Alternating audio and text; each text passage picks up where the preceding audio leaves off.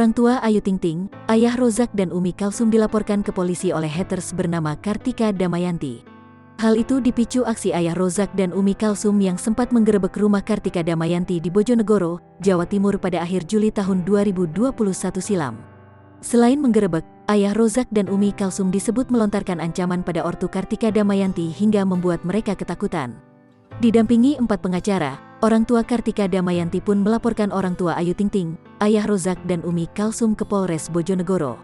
Diungkap sang pengacara, Bambang Wahyu Widodo, orang tua KD telah mengadukan Abdul Rozak dan Umi Kalsum ke polisi, Jumat tanggal 10 September tahun 2021 kemarin.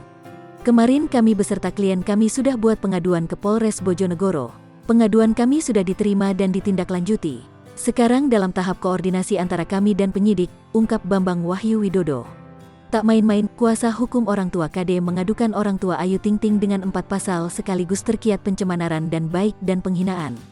Yang kita adukan adalah dugaan tindak pidana pasal 310, 311, 335, dan pasal 27 ayat 3 UU ITE, pasal 310 itu, tentang merusak martabat atau kehormatan. Pasal 311 itu penistaan, 335 itu perbuatan tidak menyenangkan.